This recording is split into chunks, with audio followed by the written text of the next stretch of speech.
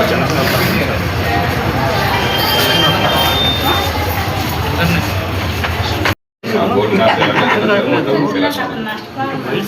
Hand sir 10 లక్షలు మా వరకు 20 లక్షలు కొన్ని 30 లక్షలు తప్పకుండా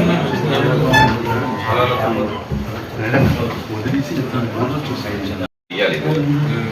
ఓకే చేయిస్తాం అంతే. బేజారు అవుతుంది.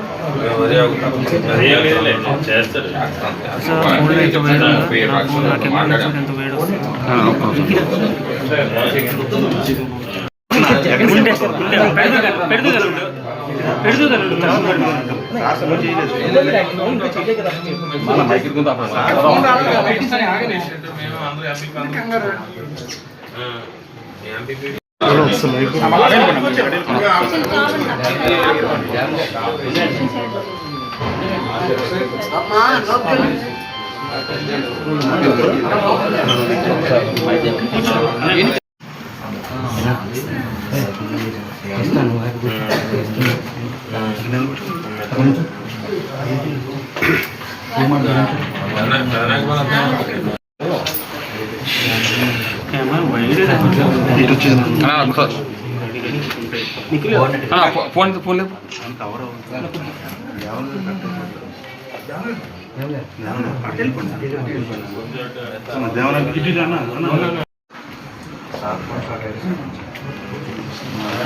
కళాశాల నుంచి డ్రైవర్ అయ్యి చాలా కష్టం. ఈ మధ్య 30 లక్షలు వచ్చేసి తయారు చేశారు. బోర్డుకి ఇన్సూరెన్స్ యాంకరేషన్ సైన్ పట్టేసిన వెంటనే కెరటా వచ్చి తప్పును కొట్టింది. తప్పును కొట్టగల ఎగిరిపోయిన వెంటనే వాడికి పక్కకొట్టుకుని వెళ్ళిపోతాను. వాడు పక్కకొట్టుకుని వెళ్ళిపోతుంటే అప్పుడు అన్నాను ఈ బొంటు మీద బనీలు తీసాను. బనీలు తీసి కాపాడండి సార్ బాయ్ కాపాడండి అంటే అప్పుడు నైఫ్ జాకెట్ ఇసిరేయాలన్న హిందీ వాళ్ళు అనమాట, అంటే నేపాలి వాళ్ళు. నైఫ్ జాకెట్ ఇసుకెళ్ళి ఆ నైఫ్ జాకెట్ కి చేతి పట్టుకొని కింద జాలు వేసాలి. ఆ జాలు నుంచి పైకి లాగేయాలన్న. పైకి లాగినంటే 2 వాటర్ బాటిల్ పట్టాలి. అప్పటి నుంచి నా గుండెలో తెరబడిపోయి నాకు అయినది మైంది అన్న. ఊరికిచ్చినట్టు అయిపోయాను. అప్పుడు నాకు ఎప్పుడైతే 7 దెబ్బ పట్టాలో ఒక అరగంట పోయిన తర్వాత అప్పుడు నేను సోలోగా ఇచ్చాను అన్న. నా తల్లి పిల్ల ఒగ్గేసుకున్నాను అన్న.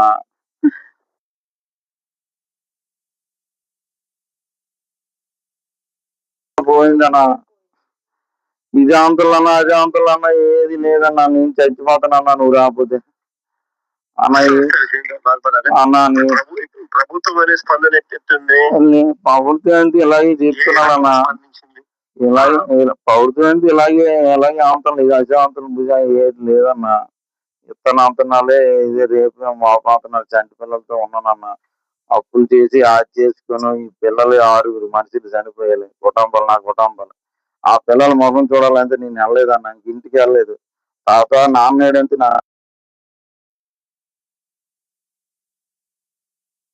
ప్రభుత్వం స్పందించలేదా? ఏం సహాయం చేస్తారని చెప్పలేదా? నిన్న అయితే అదే 15 లక్షల రూపాయలు కొల్లు రవీంద్ర అని పెట్టాడు. ఆ 6 కుటుంబాలకి ఈ ఆస్తి పరిహారం ఏదో చూస్తామన్నట్టుగా మాట్లాడాడన్నా. ఇలాగే చెప్తున్నాను కానీ నన్ను వచ్చి 4 రోజులు 5 రోజులు అయిపోతుంది కానీ ఏది పంచట్లేదన్నా. నువ్వు కాపాడన్నా అన్న. ఇంతవరకు ప్రభుత్వం నుంచి రాలే. 10 లక్షలు కుటుంబానికి ఇస్తామన్నారు. అది ఇంకా ఇచ్చేయాలి బాబు, ఇచ్చేయాలి నాన్నయ్య. నాకే నష్టపరిహారం ఏంటి ఇవ్వలేదు నా సంటి పిల్లలు బాబు. బోటు ఇంకా మునిగిపోయింది బాబు. 50 లక్షల రూపాయలు ఆస్తి మునిగిపోయింది బాబు. అప్పులు చేసి బోటుకి ఏమి ఇవ్వలేదు బాబు. బోటు కిందకి వెళ్ళిపోతే ఈ 6 ఈస్తున్నాము 12 అవుతుందో 11 అవుతుందో తెలీదు. ఆ టైంలో ఇంకో మనిషి కనిపించలేదన్నా. కనిపిపోతే ఇంకా 5 ఉన్నాం. 5 ఉంటే ఆ మనిషి మరి కనిపిపోతే మనం ఏం చేస్తాం, మళ్ళా 5 ఒక్కడే ఉందాము తెల్లవారిన దాకా అని చెప్పేసి ఉన్నామన్నా. ఉంటే సరే 4 అవుతుందన్నా. 4 అవుతుంటే షిప్ కనిపిస్తుంది. అయితే షిప్ కాడికి ఎలాగైనా వెళ్ళాలని చెప్పేసి వెళ్దామని అంటే మా అన్నయ్య అన్నాడు, నేను రాలేనురా, చచ్చిపోతాను, నేను తెప్పలు గిప్పలు ఏమి వస్తే జాలాలు తెప్పలిపోతాను, నేనైతే రానంటా, చచ్చిపోతాను అన్నాడు. చచ్చిపోతాను అంటే ఇంకా నలుగురు ఉన్నాము. అయితే ఈ మాట్లాడుతున్నావు ఏటనయా, నువ్వు చెప్పినోడు పెద్దోడు అని అంటే లేదురా, నేను చచ్చిపోతాను, నా కాళ్ళు తిరగబడిపోయి నన్ను ఎదలపోతాను రా అన్నాడు. సర్లే మేము షిప్ కాడికి వెళ్తాము. షిప్ కి మాకు 30 కిలోమీటర్లు ఉంటుంది అన్న. 30 కిలోమీటర్లు ఉంటుంది. ఒడిశా అంటే షిప్ సాయం ఉంది, మా ఒడిసికి ఎదరున్నామన్నా. అలా వెళ్ళిపోదాం అని చెప్పేసి ఆ షిప్ కాడికి అలాగా చేరుకుందామని నలుగురు వెళ్ళవసరికి నలుగురికి అవ్వట్లేదు, ఇబ్బంది అయిపోతుంది. అప్పుడు కోర్సులు మాది ఎలా ఇబ్బంది అయిపోతే అప్పుడు నేను ఏడ్ చేశాను, మీరు ముగ్గురు అంటారా, నన్ను చెంగల్కి వెళ్తాను, షిప్ దగ్గర అయిపోయింది, చెంగల్కి వెళ్తాను, ముగ్గురు మీరు రండి, కలిసి రండి అంటే సరే మా ఈదికి వెళ్ళాను అన్నాడు మా అన్నయ్యలు ఫ్రెండ్ కుర్రోడు. అయితే వెళ్ళాంటే సైన్ పెట్టి మా ఆ కుర్రోడే నాకు చెప్పాడు అన్ని. అయితే నేను ఏడ్ చేసి నీతికి వెళ్తాను, నీతికి వెళ్తుండగా ఇంక వీళ్ళు రాకపోతే మళ్ళీ వీళ్ళ దగ్గర రివర్స్ వచ్చాను. అలాగా నాకు అలుపు వచ్చేస్తుంది. కొద్దిగా వీళ్ళ దగ్గర చిన్న కోర్సులు అనమాట. అక్కడ అలా ఉండేసి మళ్ళా నుంచి అన్నా నువ్వు రావాలన్నా కంపల్సరీ. ఇది బోర్ నుంచి వస్తున్నాం అన్న. బోర్ నుంచి వస్తుండగా వైజాగ్ 10 మైళ్ళు ఉంది. వైజాగ్ 10 మైళ్ళు ఉందన్న మనం చేయరా. నాకు అంటే జట్టికి వచ్చిన 10 మైళ్ళ నుంచే బోల్తా కొట్టేసింది బోటు.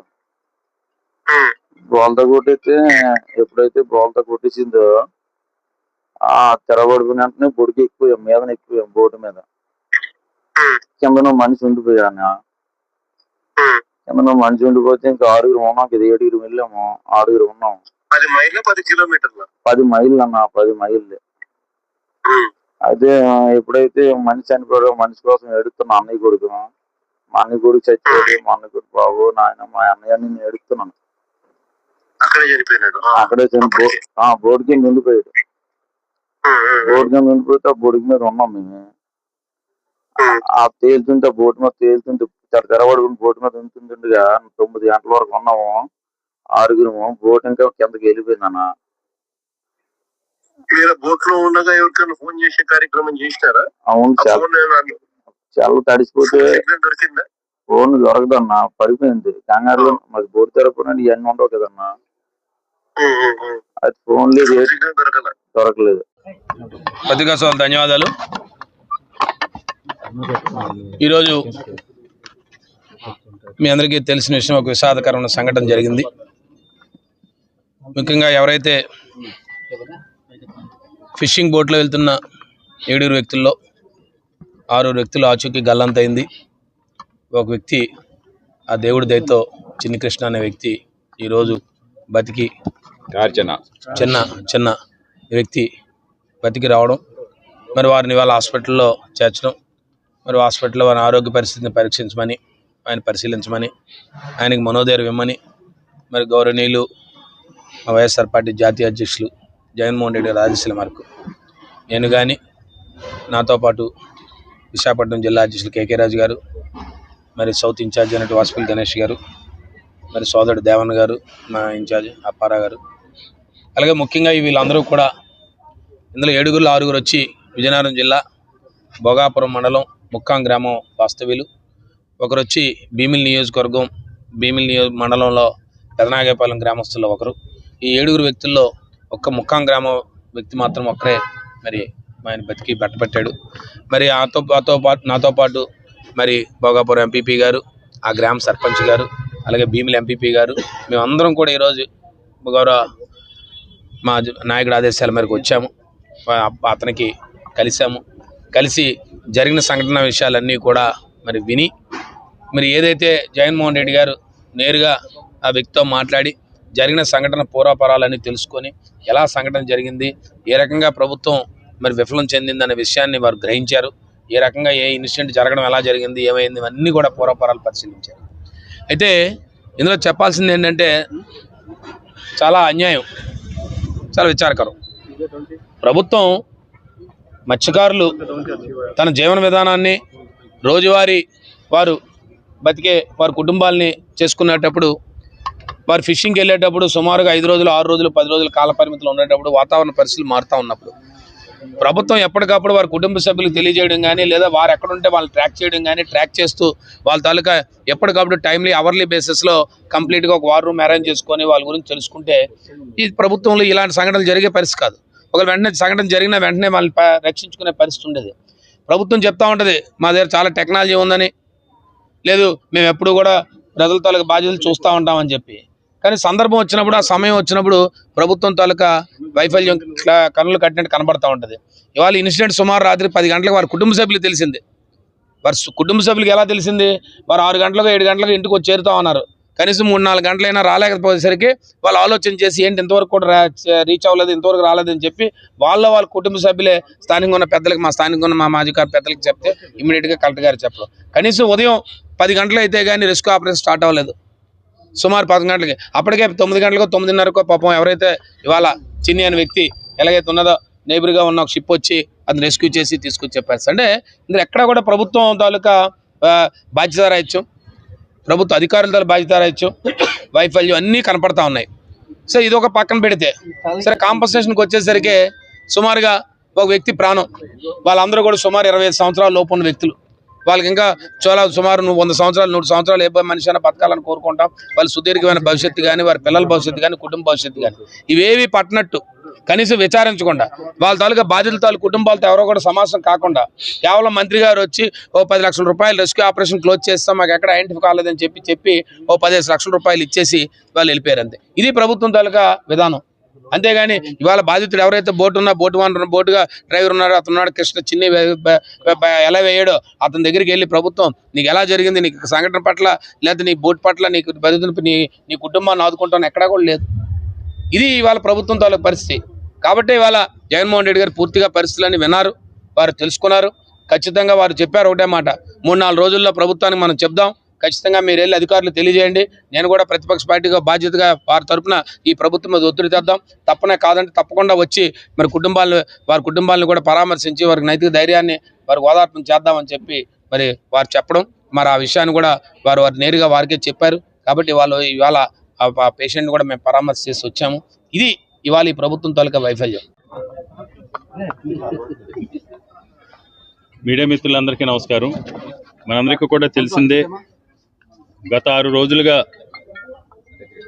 విశాఖపట్నం ఫిషింగ్ హార్బర్ నుంచి సముద్రంలోకి వేటకెళ్ళిన ఒక బోటు తిరగబడి అందులో 6 మత్స్యకారులు గల్లంతవటం, ఈ రోజు వరకు కూడా వారి ఆచూకీ తెలియకపోవటం, అందులో ఒక మత్స్యకారుడు అదృష్టవశాత్తు భగవంతుడి దయతో బతికి బట్టకట్టడం మనందరికీ కూడా తెలిసిందే. ఈ దుర్ఘటనకు సంబంధించి అత్యంత విషాదకరమైన ఈ సంఘటనకు సంబంధించి ఈరోజు ప్రభుత్వం కానీ, అధికారులు కానీ, అధికార యంత్రాంగం కానీ బాధ్యతారాహిత్యంగా నిర్లక్ష్యంగా వ్యవహరించడంతో పాటు ఇప్పటి వరకు కూడా దానికి సంబంధించి 3-man కమిటీ అని వేశారు. ఎవరు కూడా దీనికి సంబంధించి ఇప్పటి వరకు కూడా పూర్తి సమాచారాన్ని ఆ కుటుంబ సభ్యులకి తెలిసిన పాపాను పోలేదు. గత వారం రోజులుగా ఫిషింగ్ హార్బర్ దగ్గర వారు పడిగాపులు కాస్తూ ఉంటే ఏదో మొక్కుబడిగా వచ్చి పలకరించి వెళ్ళటం, నిన్న కొల్లు రవీంద్ర మంత్రి గారు వచ్చి ఏదో అది కూడా వాళ్ళకి ఏదో అదిరించి బెదిరించినట్టు విధంగా అసలు ఎలాంటి లెక్క చేయకుండా వాళ్ళు కుటుంబ సభ్యులు చెప్పిన వాళ్ళ ఆవేదన కానీ, వాళ్ళ బాధను కానీ, వాళ్ళ కష్టాన్ని కానీ వివరంగా తెలుసుకోకుండా ఏదో జులుం ప్రదర్శించి ఈ ప్రభుత్వం 10 లక్షల రూపాయలు చెక్కు రూపంలో ఇస్తామని చెప్పడం వాళ్ళు తిరస్కరించినా సరే బలవంతంగా దాన్ని ఇచ్చి వాళ్ళు అడ్డుకున్నా సరే వాళ్ళకి సమాధానం చెప్పకుండా వెళ్ళిపోవడం చూసాం. ఇలాంటి పరిస్థితుల్లో మాజీ ముఖ్యమంత్రి వర్యులు ప్రతిపక్ష నేత జగన్మోహన్ రెడ్డి గారు ఎప్పుడు కష్టం వచ్చినా తెలుసు, గత ప్రభుత్వంలో ఇలాంటి సంఘటనలు జరిగింది. ఇదే ఫిషింగ్ హార్బర్లో వైఎస్ఆర్ కాంగ్రెస్ పార్టీ ప్రభుత్వం అధికారంలో ఉన్నప్పుడు ఒక ఫైర్ యాక్సిడెంట్ జరిగితే ఇదే ఫిషింగ్ హార్బర్లో ప్రతి బోటుకి 35 నుంచి 37 లక్షల రూపాయలు జగన్మోహన్ రెడ్డి గారు తక్షణం ఇమీడియట్గా 24 అవర్స్ లోపు ఆ రోజు 7.5 నుంచి 8.5 crores సుమారు ఆర్థిక సహాయం వారందరికీ కూడా అందించడం జరిగింది.